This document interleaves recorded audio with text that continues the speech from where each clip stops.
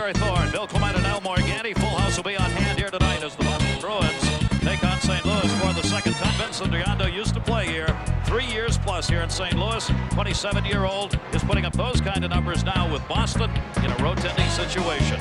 At the other end, Curtis Joseph. What a season he is having. Face-off, one back to Sweeney, drops it back for Ray Bourque, and we are underway. Bourque sends it in, and right away, Curtis has to be hung on to, and nowhere to go for Curtis Joseph, so he'll literally hang on to that one and skate it off into the corner. The Boston Bruins, second in their conference and fourth in the league. St. Louis, fifth in the conference and 10th in the league. And once again this season, Joseph facing an inordinate number of shots in net. Curtis Joseph this season facing some 36 shots per game, just under that. Boston Bruins like to put it on. That's exactly what their number is that they put on per game, 36. We'll see how Joseph gets tested here. Waiting to take the face-off is Ted Donato. Steve Hines and Glenn Murray are on the line with him. Face-off one back. Donato actually had won it. Comes back up along the near side boards. Bozo couldn't get it out. In front, Murray, the shot and the save made Curtis. Good early chance for Glenn Murray, the winger, number 44 of the Bruins, as he was open momentarily. Back to center. St. Louis, 2-on-2, down the middle, couldn't split. It'll be cleared back out of the zone. Prokhorov couldn't get in.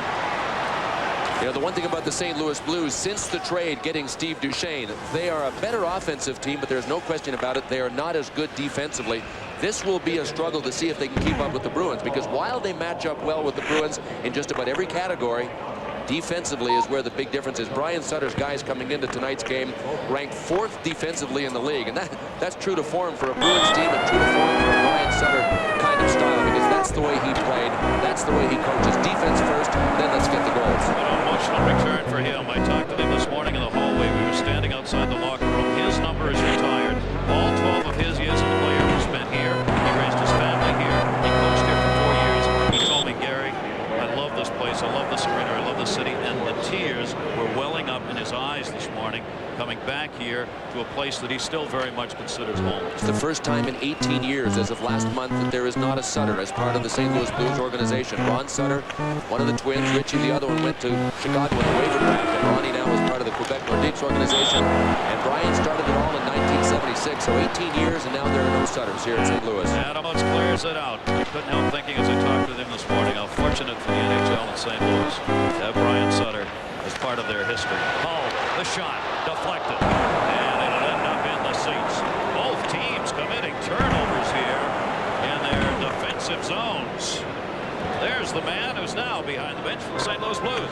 You know, Bob Barry was openly critical of the trade that his organization made with the Quebec Nordiques. I mean, the problem that he had with it is that he's lost a lot of the junkyard dog quality that this team had in Bob Basson, in Ron Sutter, and in Garth Butcher. You get Steve Duchesne, and he was not unhappy about acquiring Steve Duchesne. I mean, Steve brings terrific offense, terrific enthusiasm, and he uses his body more than people give him credit for. It was the guys that left that bothered Bob Barry.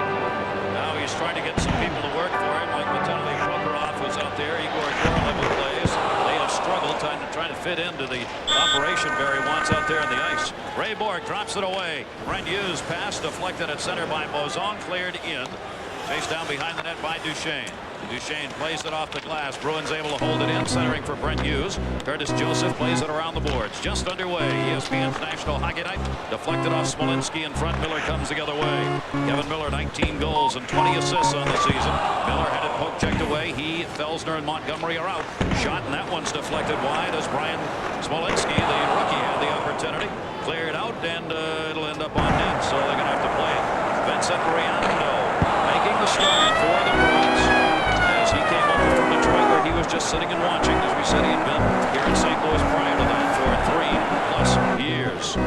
Tully's got it. St. Louis Blues and Boston have met once on the season. And it'll roll in, and it'll be held on to.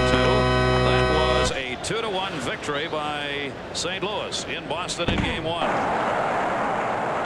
Welcome back to to St. Louis Arena. Well, how big a star is Brett Hull here in St. Louis? He's literally a superstar. How about a 3 comic book set? The Super Adventures of the Golden Brett Hull. 3 set.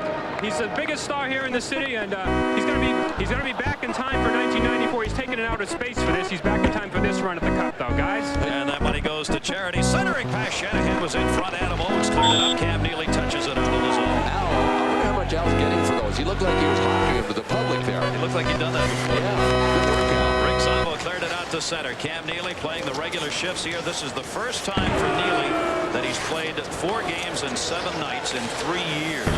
So before the game, he said, it's another test for me. I'm trying to get in 6 out of the 7 road games in the stretch we're on right now.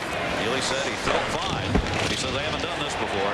Neely out at center. Puck checked away from him. Neely had a goal against Dallas in their last game, day before yesterday, and set out much of that game. Not that there was anything wrong with him, but they pretty much dominated the affair, so he didn't have to play at all. Well, he's definitely resigned himself to the fact that his knee will never again be 100. Wow, that changed directions on the way in. Curtis Joseph had the drop ball move in on him that time. Chase on the near side as they change it up. No score here in St. Louis. Both teams having trouble controlling the puck. Barry Barron had it. Sent in. Riando thought about it, let it go. Chase moves up with Reed. Reed poked her way towards the line. Battle for it along the boards. Andrew McKim, a rookie, called up on January 25 for the Boston Bruins. He wears 45. Working in the corner. Ray Bork back to get. Ray Bork having had just a sensational 15th year in the National Hockey. Maybe he's never played better. I'll show you some of his numbers as we move along here tonight. St. Louis Blues looking to the middle. Tom Tully has it. Tully tied up by Reed. Got it out in front. Bork was there to sweep it towards the boards. And it's just back down in the zone. Pavelev got it out. The Bruins don't give you much. The St. Louis Blues are going to have to work for whatever they get. The Bruins keep the shots to the outside, even if you can get them from there, because they're one of the best in the league at keeping the shots down. You have to work like crazy for everything against them. Wellesley cleared it around. Hennigan could not hold it in. Comes back to center. Philippe Bozon, the 27-year-old, dumps it right back in. St. Louis coming up, not trying to skate through the middle. They are dumping and chasing early on here in this game. Len Wesley looking to break it up through the middle. That time was deflected. Control by Murray. Murray, who's had a chance already in this game. Murray out there with Hines and swept into the zone from the right point. Smolinski works on this line, normally with them. St. Louis Blues, Boston, lining 3 up at the blue line. 1 for checker. There was Hines. Puck freedom to Don Wesley. Wesley and Bork, a lot of ice time. Primary defenseman for the Boston Bruins. And they go as a pair. They'll be out there a lot tonight. We'll keep track of it for you. Hull moving it in. Drops it back. Hull's on. Couldn't get it too close to his stick. Hull had the chance. Igor Korolev set him up, but he was a little too close to the skates. And he couldn't get the shot off. Great chance 5 minutes into this first period. Not a lot of scoring chances, but a lot of turnovers. Shots are 3-1 in favor of the Bruins. That was the first shot to Blues. Murray was in the middle, comes back to Hull. Hull will be double shifting as he normally does. Dropped it in the middle of Jeff Brown. Brown, Korolev with him. Dropped it off. Murray was there. Murray just sweeps it behind him. Back up. Bruins are trying to get a change completed here. Coming over the boards. Kartalnov had it. Dropped it back for Adam Oates. Oates out with Neely. Neely, Kartalnov, and Cam Neely's got the puck. Neely on the spin with Janney on him. Back for Oates. Oates leaves it. Kartalnov comes back to the point. Trying to drop it back. Duchesne was there. And Duchesne sent into the seats. Friday night. That's hockey night right here on ESPN. No score from St. Louis. He is 4th in goals, but 1st in comic books, Al Morganti. That's right. Well, here's the story real quick. Brett Hull gets beamed into the future in the Golden Adventures of Brett Hull into the year 2094, playing in the Stanley Cup Finals against the Slashers. Of course, he scores in overtime, and part of the proceeds from these comic books go to a worthy children's fund here in the St. Louis area. Guys? See that last line, have fun? That's part of Brett Hull's philosophy. Did anybody notice a mistake? Like, what's wrong with this picture on the front of that comic book? Wait, is he shooting? The creators of the comic book have him as a left-hand shot. Centering pass. Cam Neely tried to put it in. The shot again at it. Montgomery trying to break. Montgomery brings it left wing side. Montgomery's got Hull in the middle. Hull got knocked down. Fans got the call. Don't get it. Hull was taken down as he came in at the blue line. Oates drops it back. Sweeney on the charge. Sweeney back to Bork. Bork, who loves to shoot, to Neely, and he just missed it wide. Cam Neely coming down the pipe again. Back for Neely. Bork will chase it down on the boards. Ray Bork lets it go. It's sitting. Montgomery swept it away. And the net comes loose from the marsh bags. He did not know where that puck was. behind him. It was right beside him. Rayborg just spun around. He wanted to get it on net. May have changed directions on the way. Look at Cujo. He thinks, I got this, baby. Yikes. Who's that trying to get? That's Kvartalnov that's trying to get through number 10 for the Bruins. Good job by Duchesne, who held Kvartalnov off. Absolutely. You know, Curtis Joseph has had his problems over the last few games. Jim Rivnak has gotten in and played a couple, but he is really experiencing his first downturn of the season. He has allowed some stoppable pucks to get by him in the last 5 or 6 starts. He admits it, and so do the Blues. 49th start. He started 7 of the last 10. He has 25 wins. That's third best. And a .915 save percentage. That's fifth. And he's facing those shots again. Another one taken from the point. Held off again as Paul Stanton had it. Points are open, and the Bruins are going there. Brendan Shanahan, another one of the great goal scorers on this team, sends that one in wide. Had to be played. Riondo